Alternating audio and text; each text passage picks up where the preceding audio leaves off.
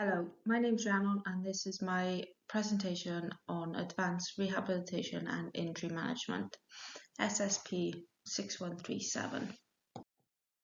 Introduction of this presentation would be the background of the athlete, overview of their sport, needs analysis of the athlete's sport, including physical demands, common injuries, risk factors. We'll also be looking at the injury assessment and screening, comparable benchmarks and exercise prescriptions, prehabilitation. So the athlete is a male who's 26. He's a student and works part-time as a fitness instructor and a PT. His injury history was shoulder impingement, hip adductor and flexor strain, and he suffered a concussion. He's no current injuries at the moment. Medical history, suffers with ADHD, and background in training was a previous powerlifter. The athlete's sport is American football, which is well known as NFL. He plays in the running back position and is a semi-professional. Stage of the season is off-season. Game time is 1 per week with NFL training alongside that as one if he has a game, and then two NFL trainings a week with no game. When training for strength and conditioning sessions during the off season, it's 4 to 6 per week. Pre-season is 4 times a week, and in season is 3. He's been playing this sport for 3 years. The role of the running back is to receive handoffs from the quarterback to rush the ball, to line up as a receiver to catch the ball, and to block opponents. They also get tackled by heavier defensive linemen or linebackers.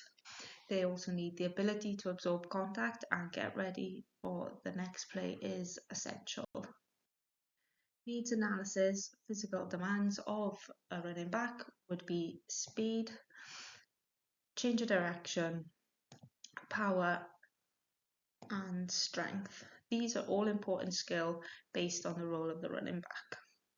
A running back needs speed in order to be explosive and rush the ball from the quarterback, to gain advantage from the opposition in order to line up as a receiver to catch the ball. Change of direction is another important skill as it enables them to cut and beat defenders. This is also done at high speed. Power is a physical demand in order to explode in jumps to catch the ball for touchdowns, to contest the ball in the air, and also accelerate from a cut and get away from the opponent. Strength is needed in order to absorb contact and to block opponents that are heavier than them. So when evaluating the physical demands of NFL, Audital looked at speed, agility, strength, and power, and found that running backs showed the third fastest 40-yard dash, the third for broad jumps and vertical jumps, second for agility using the 3-cone drill, and max reps for bench press was 21 at 102 kilograms. Kusmits and Adams looked at the combined tests of their correlations with success in NFL, and these tests included sprint measures, for example the 40-yard dash, 20 to 60-yard shuttle, cone drills. They've shown strong correlations between 3 sprint times in which predicted success for a running back. Sanchez et al. Looked at in-game statistics of NFL players, and in running backs they found maximum velocity of 29 kilometers an hour. 61 meters was covered above 85% of their max speed, 35 acceleration efforts, and 2,181 meters of distance covered. For every 0.1 second increased in sprint time, the likelihood of making a roster was decreased by 17%, and this was calculated by Asprey et al. Therefore, the faster the running back you are, the more success you'll have in the NFL, which concludes that speed is the most important aspect for running backs, and that can be followed by change of direction. When looking at common injuries, concussion, knee injuries, shoulder injuries, ankle sprains, quad, hamstrings and groin strains were the top 5 common ones to be seen. Lawrence et al. Identified a total of 4,284 all-caused injuries in 1,172 players over a two-year period. They also calculated an injury occurring in 97% of team games. Of these injuries, 61% were to the lower extremities. 18% was to the knee, being the most frequent, 12% was the ankle, and 9% hamstring injuries. Then we have 18% to the upper extremities. Of those injuries, the shoulder accounted for 8% of them. 10% accounted for head and neck, and 7% of those were concussion, which is very high and concerning for NFL players. Mack et al. Identified 1,302 concussions between 2015 to 2019 across NFL, 80% of which occurred during a game. Players missed a median of 9 days due to concussion, and of this time frame, 59% of in-season games, concussion caused at least one missed game. Running backs are shown to be the highest proportion of concussion plays, of 32%. ACL was the most predominant knee injury, which isn't surprising with the amount of cutting running backs will do during the game. Non-contact ACL injuries occurred when a person themselves generated great force or movements at the knee, applying excessive loading on the ACL, et al. Mentions.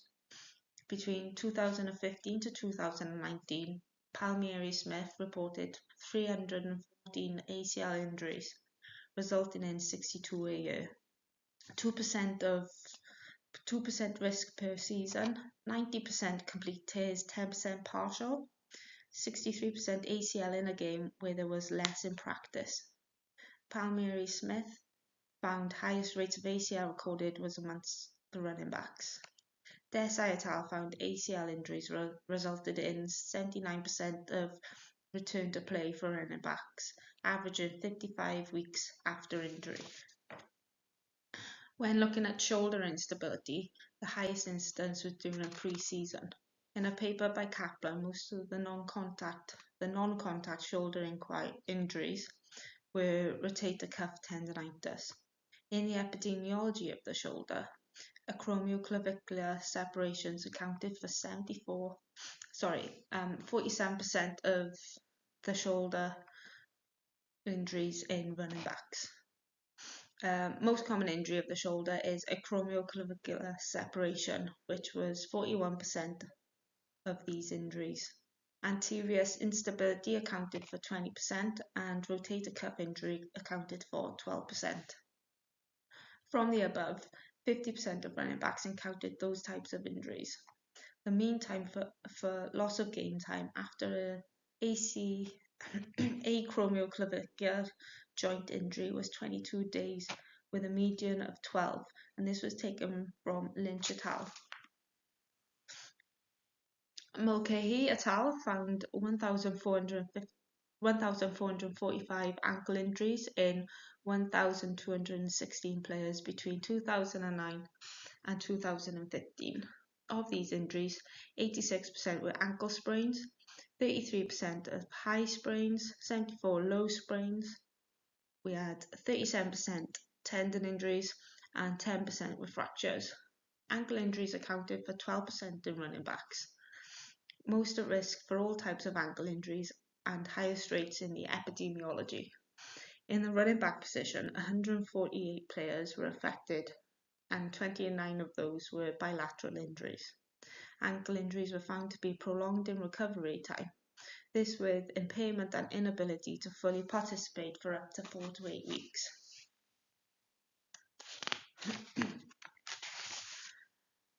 Makovica et al. Found adductor strain occurred more frequently from non-contact injuries, up to 82%, with forceful concentric and eccentric contractions of these muscles during acceleration, deceleration and cutting are movements running backs are most common with. There was 20% occurrence having contact with a player, 7% occurred in overuse or gradual injuries, and 12% accounted for recurrent injuries in adductor strain.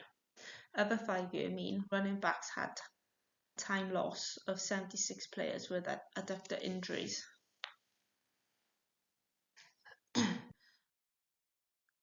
Now, when looking at risk factor of these injuries, concussion, playing position became a risk factor within running backs, sustaining the largest proportion of concussions in special team plays, up to 32%. They also had previous concussion. 7% of NFL players who sustained a concussion had sustained a second in the same season. Weak neck strength. Daly et al. Did a systematic review of strength and conditioning protocols for improving neck strength and reducing concussions, and suggested increasing isometric neck strength to stabilize the cervical spine can reduce injury risk. However, the review mentions that these interventions doesn't offer adequate evidence towards reducing concussion incidences. A review by Jacoby shared concussion reduction protocols outlined by the NFL League and NFL Head, Neck and Spine Committee, which include rule changes, that alteration in structure of kickoff play, elimination of blindside blocks, and the use of helmet duration play, equipment changes, which was helmet design for safety, USA heads-up program refining tackling and blocking techniques that then lowered concussion rates by 32%. Baseline testing, SCAT test, that's concussion game day protocols and symptom-based, SCAT-based, and return to play protocols. When looking at the knee risk factors, poor biomechanics was a risk factor to injury. Acevedo et al. Looked at non-contact mechanism of ACL injuries. Often occur when landing from a jump, cut-in, or sudden deceleration. Landing with extended hip and knee, the knee and valgus, internal rotation of the tibia and pronated foot is common example of poor biomechanics. Furthermore, muscle fatigue or weakness further exacerbates poor biomechanics, and previous ACL injury is another risk factor for injuries. That the athlete will be more protective and may avoid excessive landing or twisting to that injury. The research suggests that strengthening the glute medius, glute maximus, and the quadriceps can reduce the risk of injury. And additionally, plyometrics, proprioception, and balance training to promote proper landing patterns is advised in the risk factors. The shoulder joint has a large range of motion and is dependent on soft tissues for flexibility and stability. This means there is intrinsic vulnerability with that, and combining it with repetitive contact and stress on the joint increases the risk of shoulder injuries in NFL players. Another increased risk factor for shoulder injuries is higher incidence of shoulder contact with the ground, the type of shoulder pads used, or vulnerability during contact. In previous studies, it's been suggested that deconditioning from off-season is a risk factor for injuries. Fatigue was a contributing factor in pre-season camps. Long training hours and overuse in short space of time after off-season has become a risk factor with all NFL players. Ankle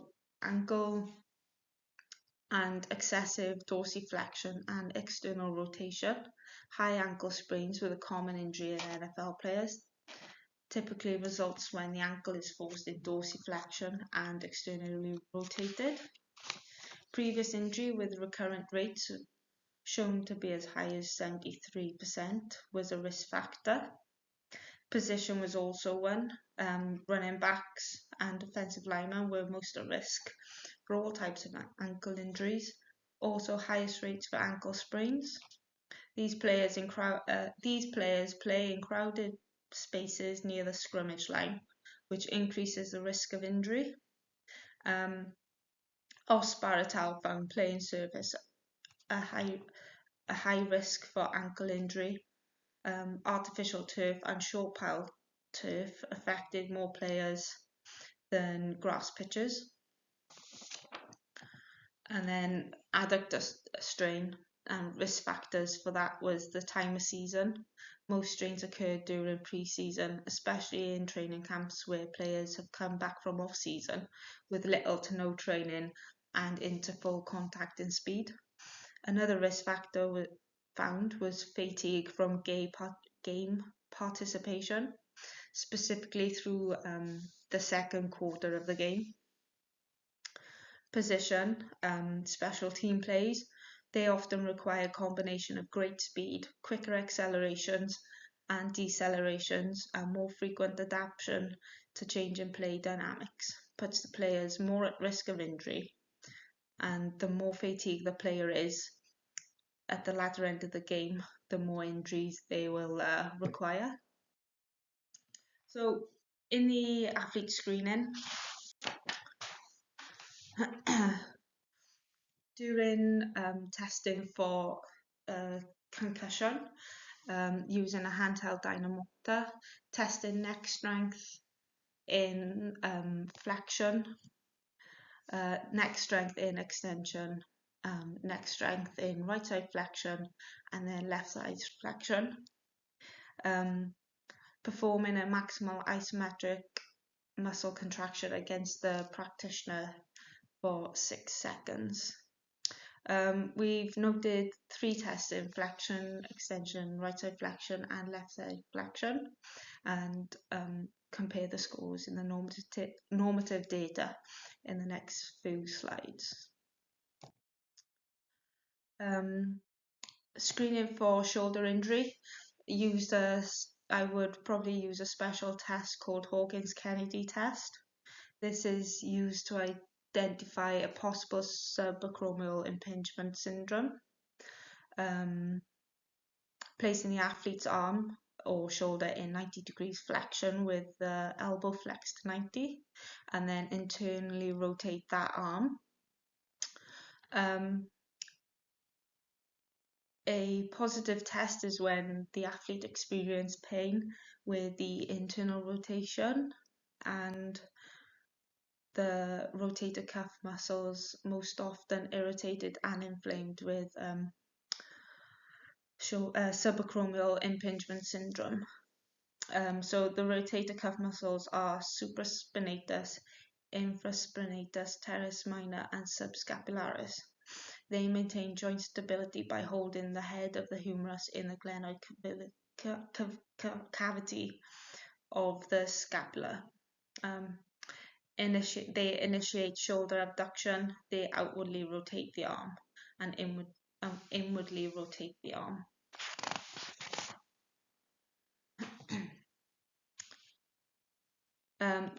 I also used a handheld dynamometer to test the strength in the internal and external rotator. I put the athlete in prone position, performed with the shoulder in a scapular plane and 90 degrees of the shoulder in abduction with 90 degrees of elbow flexion, testing left to right, and using the newtons in the handheld dynamometer, giving us the max scores there.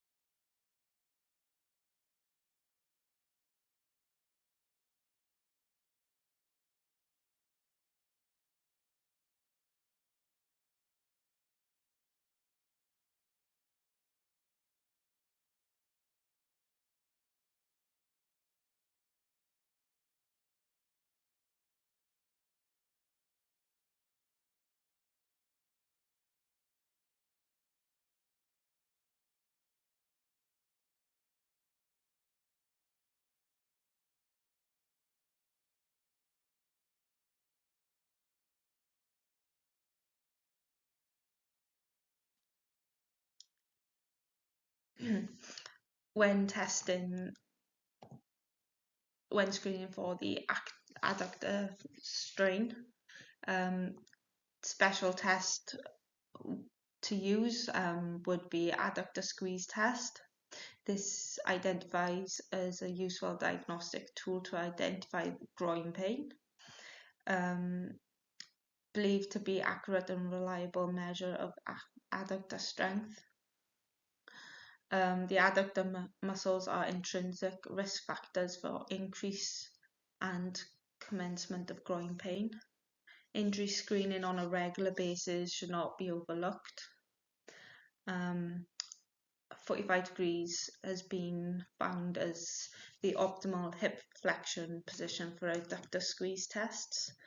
The athlete lying in supine, I placed my fist between the athlete's knees and instructed to squeeze my fist, contracting the adductor muscles together.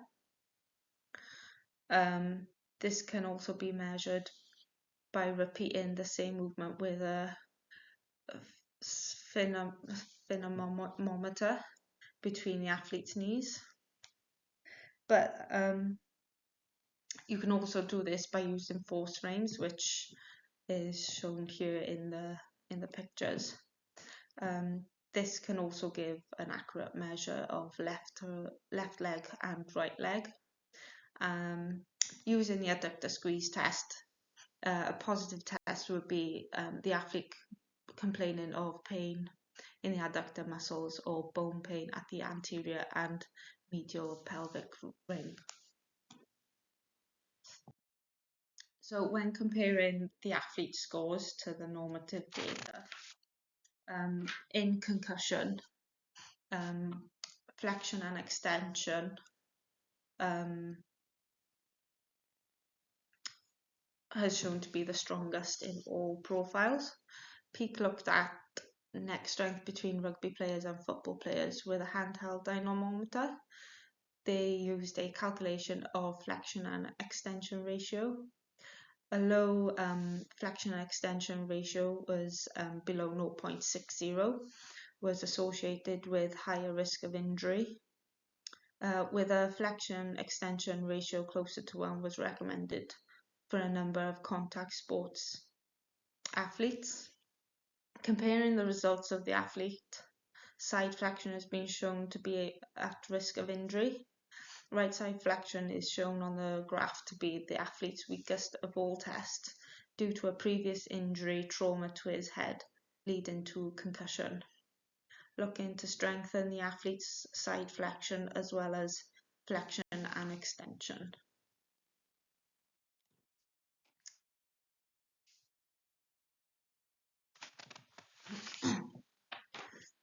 Wilk et al. Looked at the clearance criteria for return to sport within shoulder injury, using a handheld dynamometer to assess shoulder strength and power.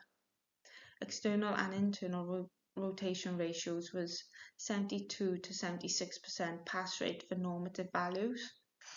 Bilateral pass rate for return to sport was external rotation 95% to 100% and internal rotation was 100 to 110% in the isokinetic test.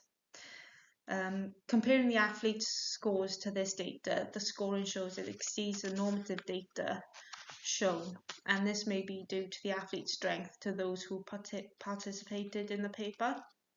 Although the athlete's internal rotation on the left arm shows there is a weakness, going back to his previous injuries, the athlete incurred a shoulder impingement.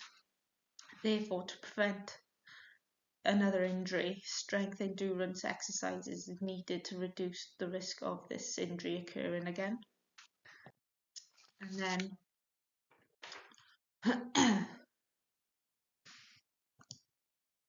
when we looked at the athlete's adductor strain to the normative data here, the athlete scores in all three tests were irregular.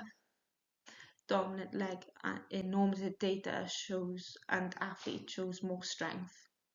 Mean of the athlete in both legs showed to be weaker than the normative data. the left adductor of the athlete had previous adductor strain. Therefore, strength, endurance in the adductor is needed for the athlete, and to make sure that the athlete becomes stronger in those areas. So the exercise prescription I have prepared for the athlete. For concussion, starting off with a regression, isometric hold and flexion, using a ball, and then the athlete would then do an isometric hold 5 to 6 seconds and do this for 10 repetitions with 20 seconds rest, and then make sure to do those throughout the day. A progression from there would be banded isometric holds, would hold the band in flexion, extension, right side flexion and left side flexion for 10 seconds and do those for 10 repetitions for 20 seconds rest, and do 3 sets of those. And then to progress these, could change to a thicker band or use a head harness to add weight. If that's the case, then you can do 2 to 3 sets of 12 reps in each plane of movement of flexion, extension, right side flexion and left side flexion, giving 30 seconds rest in each of those, up to 12 repetitions. When looking at the shoulder, and we're going to be doing strength endurance in internal and external rotators. Regressions here would be banded internal and external rotation, elbow tucked into to your side, and then internal and externally rotate your arm. 5 to 6 sets of 6 repetitions with 60 seconds rest on each, and do them both arms. Progression from there would be supported weighted internal rotation and external rotation, 2 to 3 sets of 10 to 12 repetitions, 30 seconds rest. And then progressions from there would be a weighted and supported internal and external rotation, 4 to 6 sets of 6 repetitions with more than 60 seconds rest. Adductor exercises here would be sideline hip abduction for the regression phase, 2 to 3 sets of 12 to 15 repetitions and 30 seconds rest. These would all be strength endurance exercises. Progression from there then would be standing banded adductions, 2 to 3 sets, 12 to 15 repetitions and 30 seconds rest. And then progression from there, Copenhagen isometric holds with the knee flexed at 45 degrees. 10 sets of these at 10 to 15 seconds hold and rest in 20 seconds. And the reference lists are shown at the end. And thank you very much for watching.